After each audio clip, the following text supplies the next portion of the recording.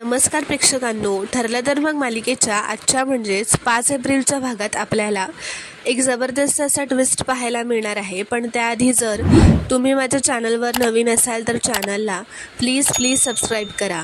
तर प्रेक्षकांनो, आता आपण पाहतो की सायली व विमल किचनमध्ये येतात. सायली म्हणते, मला नाही वाटत आता प्रिया इतक्यात येईल, आणि आली तरी शिरा बनवायला वेळ जाईल तिला. मी शिरा बनवायला घेते, आणि हो, पूर्णाजी चिडतील ना माझ्यावर, चालेल मला, निदान वेळेत जेवतील तरी. विमलताई, तुम्ही बेदाणे काढून द्या, मी रवा भाजायला घेते, असं ती विमलला म्हणते व आता सायली शिरा बनवायला घेते. तर इथे कल्पना पूर्णाजीच्या खोलीत येते व म्हणते, पूर्णाई, अहो जेवून घ्या ना तुम्ही, शिरा काय उद्याही तन्वी बनवेल. तर पूर्णाजी म्हणते, नाही, तन्वीने केलेला शिरा ताटात असल्याशिवाय मी जेवणार नाही. माझी नाचून माझ्यासाठी गोडाचा शिरा बनवणार होती आणि मी तिचं तोंड भरून कौतुक करणार होते आणि मगच जेवणार होते. तर कल्पना म्हणते, बरं, मी तिला परत फोन करून बघते. तर तिचा फोन लागतच नसतो. पूर्णाजी म्हणते, हरकत नाही, आपण तिची वाट बघूयात, कुठला तरी कामासाठी गेली असेल. तर आता सायली पूर्णाजीसाठी शिरा बनवून घेऊन जातच असते.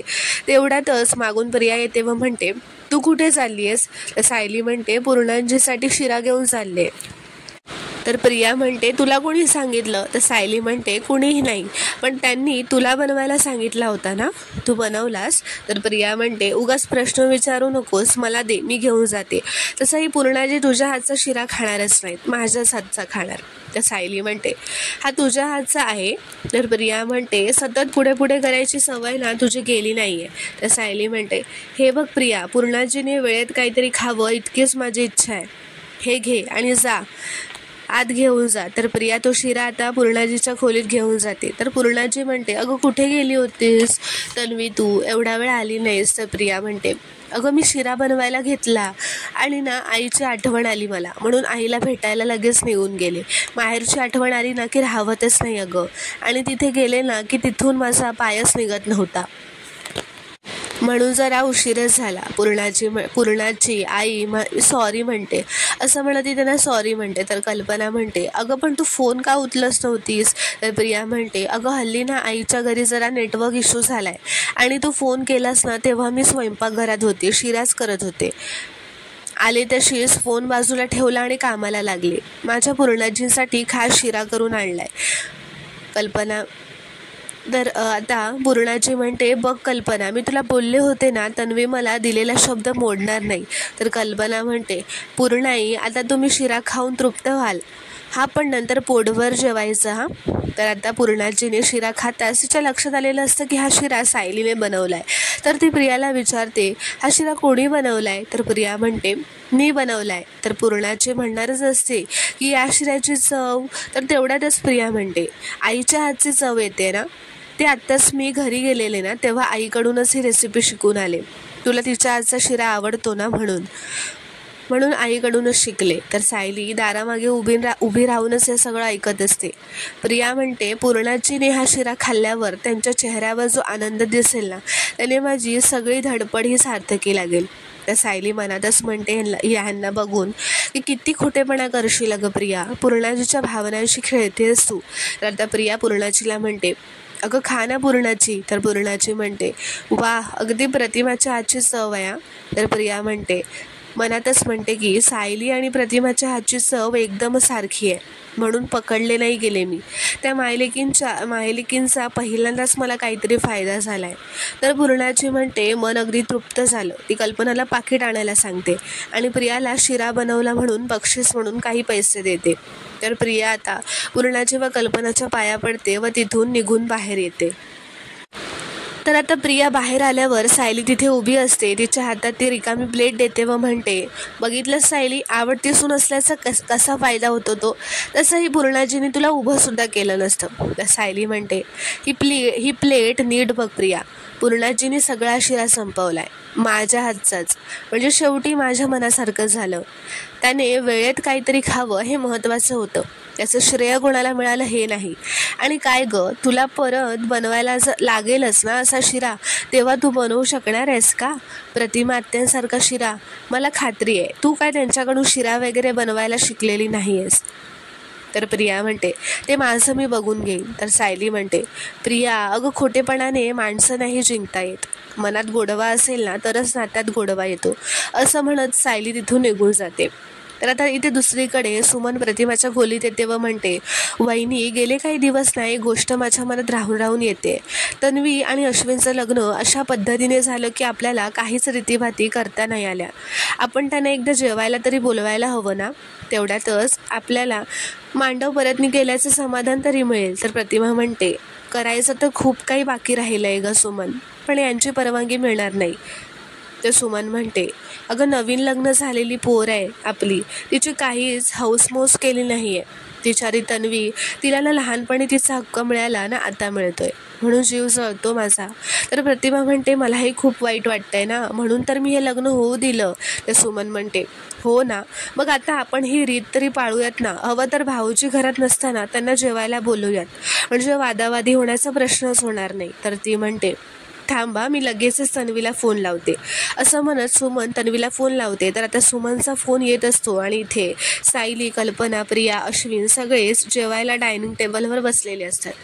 तन्वीचा सुमनचा फोन आलेला बघून कल्पना म्हणते अगं तन्वी सुमनचा फोन येतोय उचल ना.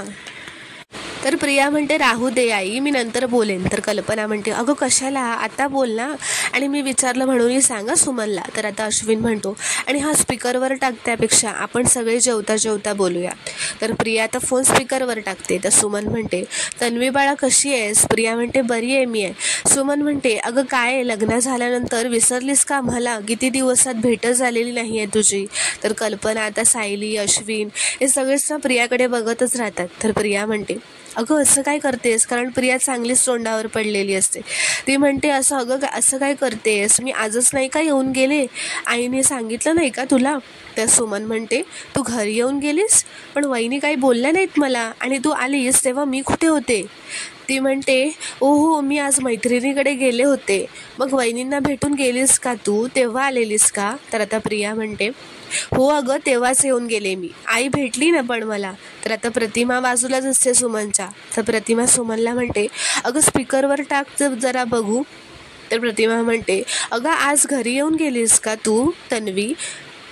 अगं मी तर आज घरीच होते, असं प्रतिमा म्हणते. तर आता कल्पना, अश्विन या सायलीला वगैरे शॉकच बसलेला असतो, ते प्रियाकडे बघतच राहतात. प्रिया खोटं बोलताना पकडल्या गेल्यामुळे.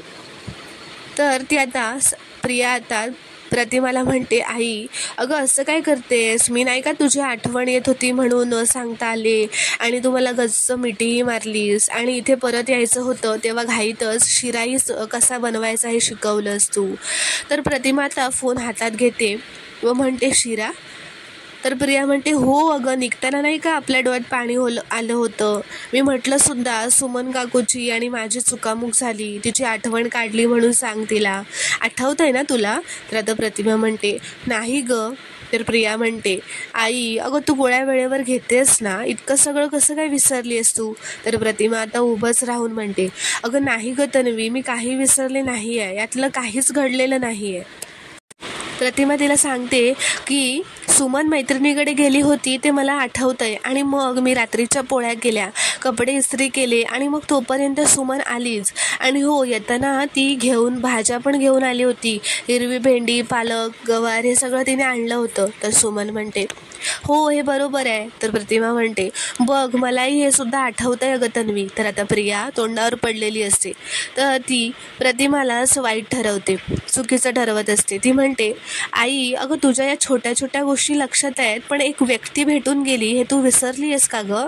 अगं डॉक्टरांना सांगायला हवं, हे आधीपेक्षा जरा जास्तच डेंजरस आहे आई. तर आता प्रतिमा खूपच घाबरून पॅनिक होऊन म्हणते पण मी माझी औषधं गोळ्या सगळं वेळेवरच घेते अगं. तर आता सायली पुढे येऊन प्रियाचा हातातला फोन घेते व म्हणते प्रतिमा आत्या तुम्ही आधी शांत व्हा बघू, एवढं काही झालेलं नाही आहे, आणि माझा विश्वास आहे तुमच्यावर, तुम्ही शांत व्हा बघू आधी. तर प्रतिमा आता तिचं ऐकून शांत होते. सायली म्हणते आता तुम्ही आराम करा बघू. सुमन काकू प्रतिमा आत्यांना आता आराम करू द्यात. तर सुमन म्हणते हो मी ठेवते फोन, आणि सुमन आता प्रतिमाला बसवते शांतपणे. तर आता इथे प्रिया म्हणते आईची ट्रीटमेंट चालू आहे ना, आहे तरी आईचा आजार पण काही कमीच होत नाही आहे. तर अश्विन म्हणतो, तन्वी आजार पण नाही आहे, ते कितीतरी वर्षांचा ट्रॉमा आहे तो, पण ठीक आहे आता त्यांची ट्रीटमेंट चालू आहे, बऱ्या होतीलच त्या. त्यावर आता प्रिया म्हणते, अरे पण कधी मी आणि आई एक दीड तास तरी गप्पा मारत होतो, छान भेटलो, तिने तिच्या खास शिऱ्याची रेसिपी पण मला सांगितली आणि तरी लगेच ती आता कसं काय विसरू शकते, असं प्रिया नाटकच करत म्हणत असते. तर कल्पना म्हणते, तन्वी अगं देवी आई आहे आपल्या पाठीशी, प्रतिमा लवकर बरी होईल, तू नको काळजी करूस हा. तर प्रिया म्हणते, तसंच होऊ दे देवी आई, माझ्या आईवर लक्ष असू देत हा, असं ती हात जोडत म्हणते. तर आता इथे खोलीत अर्जुन फाईल चाळताना म्हणतो, दामिनीचा हा बायोडेटा पुरेसा नाही आहे, तिच्याबद्दल जास्तीत जास्त इन्फॉर्मेशन मिळवायला पाहिजे. तर आता तो लगेच चैतन्याला फोन करतो व म्हणतो, दामिनीची प्रोफेशनल इन्फॉर्मेशन आहे माझ्याकडे, पण मला तिची पर्सनल इन्फॉर्मेशन पण लागेल, तिची शाळा, कॉलेज, लॉ कॉलेज आणि कुठल्या केसला तिने कुठली स्ट्रॅटजी वापरली होती याची ना एक वेगळीच फाईल कर, ती बाई कसं काम करते वगैरे सगळं. तर चैतन्य म्हणतो, हे सगळं मी करतो अर्जुन, पण तू दामिनीचा जरा जास्त स्ट्रेस घेतोयस. मला मान्य आहे की आपल्याकडे स्ट्रॉंग अपोनेंट आहे, पण आपल्याकडे जे मुद्दे आहेत ते तिच्याकडे असण्याचा प्रश्नच नाही आहे रे. अर्जुन म्हणतो, करेक्ट, पण ती कुठले मुद्दे क्रिएट करू शकते ना हे आपण नाही सांगू शकत. हे बघ, मी पॅनिक नाही आहे, फक्त अलर्ट राहतोय, तू सगळी इन्फॉर्मेशन पाठव मला लगेच. तर आता चैतन्य हो पाठवतो असं म्हणत फोन ठेवतो. तर आता अर्जुन सगळे फाईल्स घेऊन केसचा अभ्यास करत असतो. तेवढ्यातच तिथे सायली येते व म्हणते, एकही केस न हरलेला वकील चक्क अभ्यास करतोय आज. तर अर्जुन म्हणतो, परीक्षा टफ असली की अभ्यास करावाच लागतो मिसेस सायली, दामिनी कोर्टात मला काय प्रश्न विचारू शकते ते शोधून काढतोय. तो म्हणतो, फॅन्टॅस्टिक, हे बघा मला चैतन्याचा मेसेज आलाय, चैतन्याने मला दामिनीची आणखी काही इन्फॉर्मेशन पाठवली आहे. तो म्हणतो, मला सिनियरने ना एक गोष्ट शिकवलेली, कोर्टात आपल्या समोर जो माणूस उभा असतो त्या माणसाच्या मेंदूचा अभ्यास केला पाहिजे. दामिनी आपल्या केसबद्दल काय विचार करते याचा अंदाज जर मला घ्यायचा असेल ना, तर मला हे सगळं कळलंच पाहिजे की तिने कोणत्या केसमध्ये कोणती स्ट्रॅटेजी आधी वापरली होती. तर त्या सायली ती देवाऱ्यातून घंटी घेऊन येते व अर्जुनवरून ती घंटी वाजवत फिरवते. अर्जुन म्हणतो, अहो काय करताय, किती आवाज करताय तुम्ही, तुम्हाला दिसतंय ना मी काम करतोय. तर सायली म्हणते, हो मला दिसतंय तुम्ही काम करताय, म्हणूनच तर तुमची दृष्ट काढते ना. तर अर्जुन म्हणतो, अहो मला कोणाची दृष्ट लागणार नाही आहे, आता मला माझं काम करू द्यात प्लीज. तर सायली म्हणते, मला माझ्या भाबड्या श्रद्धेने जे सांगितलं ना मी ते केलं, आता तुम्ही तुमचं काम करा, असं म्हणत ती खाली जाते. अर्जुन म्हणतो, थँक्यू. तर सायली निघून जाते. अर्जुन आता पुन्हा त्याच्या केसचा अभ्यास करू लागतो. तर आता सायली थोड्या वेळाने जेवण घेऊन येते व म्हणते, चला आता तुमची 15 मिनिटांची जेवणाची सुट्टी झाली. तर अर्जुन म्हणतो, अजिबात नाही हा, माझं एवढं काम संपल्याशिवाय मी जेवणार नाही आहे. तर सायली म्हणते, अहो तुम्ही एवढं काम करताय तर ताकद नको का शरीरात. तर सायली म्हणते, 15 मिनिटांच्या सुट्टीशिवायच तुमचं काम होऊ शकतं, असं म्हणत आता ती अर्जुनला स्वतः जेवण भरवायला घेते. आता अर्जुनला जेवण भरवून सायली खाली जाते. तर अर्जुनचं लक्ष कामातच असतं. तो म्हणतो, तो फाईल चाळतच असं म्हणतो, आता मला अजिबात भरवू नका हा, पोट भरलंय माझं. आणि तो वर बघतो तर सायली तिथे नसतेच, कारण ती त्याला भरवून खाली गेलेली असते. तर अर्जुन आता मनातच म्हणतो, मला जेवण भरवलं आणि निघून सुद्धा गेल्या मिसेस सायली, किती छान आहे माझी बायको, आय मीन सर्वांसाठीच किती काय करत असतात. तर तेवढ्यातच सायली पुन्हा वर येते व म्हणते, तुम्हाला आणखी काही हवं आहे का, बडीशेप वगैरे आणू. तर अर्जुन म्हणतो, मला ना ते मीठ आणि मोहरी आणून द्या, कारण मला माझ्या बायकोची दृष्ट काढायची आहे. कारण माझी बायको इतकी गोड आहे, क्यूट आहे, स्वीट आहे ना, की कधी कधी मला असं वाटतं की माझ्याच बायकोला माझीच दृष्ट नको लागायला. घरात खूप मेहनत घेता तुम्ही, तुमच्या जागी इतर कोणी असती ना तर खूप कटकट केली असती हो. तर सायली म्हणते, ते जाऊ द्यात ना हो, ते कशाला म्हणताय. तर अर्जुन म्हणतो, अजिबात नाही, तुम्ही मला जेवण भरवलं, दृष्ट काढली आणि मी नोटीसच केलं नाही, सो कम्पेन्सेशन म्हणून उद्या रात्री मी तुम्हाला कॅन्डल लाईट डिनरसाठी घेऊन जाणार आहे. तर सायली म्हणते, अहो पण या सगळ्याची खरंच काही गरज नाही आहे, तुम्ही तुमचं कर्तव्य करताय आणि मी माझं कर्तव्य. तर अर्जुन म्हणतो, लग्न म्हणजे फक्त कर्तव्य नसतं मिसेस सायली, आपण एकमेकांना वेळसुद्धा द्यायला हवा ना. सो डिनर इज फायनल, आपण उद्या डिनरसाठी जाणार म्हणजे जाणार, ओके. तर सायली म्हणते, बरं तुम्ही म्हणाल तसं, व खाली जाते.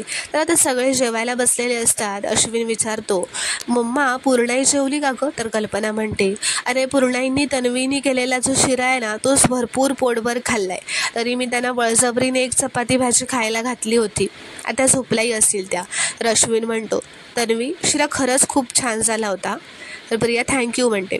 तर कल्पना म्हणते, चला विमल सगळं आवरून घ्या, आता जेवण झालेलं आहे सगळ्यांचं. सायली म्हणते, मी आवरते आई. अश्विन म्हणतो, चला मी सुद्धा जातो लवकर झोपायला. उद्या सकाळी मला एक मेडिकल कॅम्प आहे आणि सकाळी 4:30ला मला उठून जावं लागणार आहे. तर मी जातो. तर आता कल्पनाही तिच्या खोलीत जाते. प्रिया अश्विन सगळे निघून जातात. तर सायली आता वर खोलीत येऊन बघते तर अर्जुन काम करता करताच बेडवर झोपलेला असतो. ती आता त्याचं सगळं सामान आवरून ठेवते व त्याच्या अंगावर चादर घालते. तर तेव्हा तिच्या काम करत असतानाच तिच्या लक्षात येतं. ती मनातच म्हणते की प्रियाचं डोकं किती फिरपागड चालत असतं. मी केलेला शिरा तिने प्रतिमा आत्याने शिकवला आहे असं सांगितलं.